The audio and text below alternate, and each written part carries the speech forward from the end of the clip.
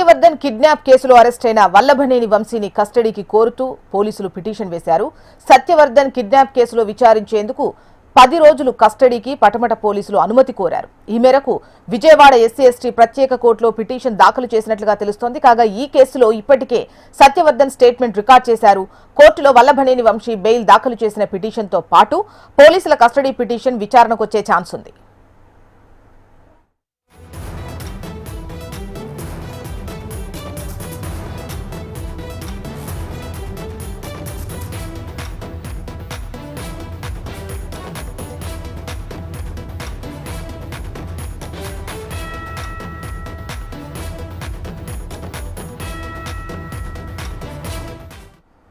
Satyavardhan kidnap కేసులో arrest అయిన వల్లభనేని వంశీని కస్టడీకి కోరుతూ పోలీసులు పిటిషన్ దాఖలు చేశారు. సత్యవర్ధన్ కిడ్నాప్ కేసులో విచారించేందుకు 10 రోజులు కస్టడీ కోరుతున్నట్టుగా తెలుస్తోంది. పటమట పోలీసులు ఈ మేరకు విజయవాడ ఎస్సీ/ఎస్టీ ప్రత్యేక కోర్టులో పిటిషన్ దాఖలు చేశారు. డీటెయిల్స్ మనకు కాంతి అందిస్తారు. కాంతి, ఒకవైపు పటమట పోలీసులు కస్టడీ కోరుతూ పిటిషన్ ఒకటైతే, మరోవైపు వల్లభనేని వంశీ కూడా బెయిల్ పిటిషన్, ఈ రెండు విచారణకు వచ్చే అవకాశం కనిపిస్తోంది. దీనికి సంబంధించి మీ దగ్గర డీటెయిల్స్ ఏంటి?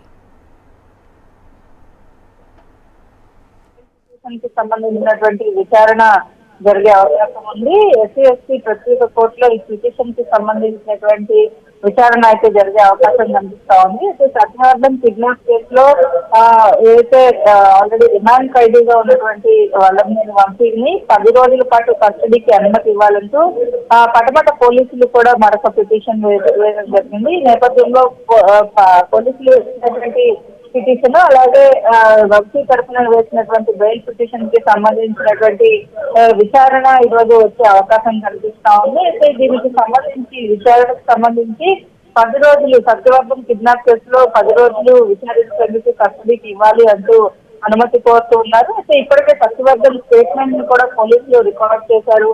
వంశీ బెయిల్ పిటిషన్ తో కలిపి విజయవాడ పోలీసులు వేసినటువంటి పిటిషన్ కూడా ఈ రోజు ఎస్సీ/ఎస్టీ కోర్టులో విచారణకు వచ్చే అవకాశం కనిపిస్తా ఉంది. ఇక గన్నవరం టీడీపీ కార్యాలయం పైన దాడి కేసులో వంశీకి కోర్టు ఈ నెల 17 వరకు రిమాండ్ విధించింది. ఈ నేపథ్యంలో దీనికి సంబంధించినటువంటి బెయిల్ పిటిషన్ ని కూడా వేసే అవకాశం కూడా కనిపిస్తా ఉంది. అయితే మరొక వైపు వల్లభనేని వంశీ భార్య పంకజశ్రీ సైతం హైకోర్టులో ఒక పిటిషన్ దాఖలు చేశారు. తన భర్త అక్రమంగా చేశారని, ఆయన అరెస్ట్ సమయంలో విజయవాడ పటమట పోలీస్ స్టేషన్ పరిధిలో సీసీటీవీ ఫుటేజ్ ఏదైతే ఉందో దాన్నంతా కూడా భద్రపరచాలి అంటూ ఆమె పిటిషన్ లో పేర్కొన్నారు. అయితే ఈ సీసీ ఫుటేజ్ ఏదైతే ఉందో ఆ సీసీ ఫుటేజ్ వంశీ అరెస్ట్ అక్రమం అనేది తేల్చడానికి చాలా వరకు అవసరం అవుతుందని, అందుకే దానిని భద్రపరచాలి అంటూ పోలీసులను ఆదేశించాలని ఒక పిటిషన్ కూడా దాఖలు చేయడం జరిగింది. గత నెల 10 నుంచి 15వ తేదీ వరకు పటమట పోలీస్ స్టేషన్ పరిసర ప్రాంతాల్లోని సీసీ ఫుటేజ్ ని సేఫ్ గా ఉండేలాగా చర్యలు తీసుకోవాలని చెప్పి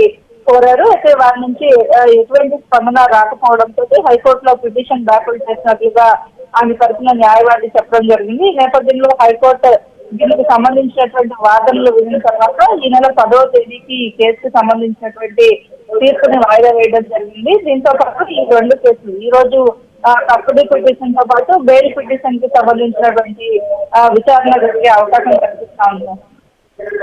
రైట్ కాంతి.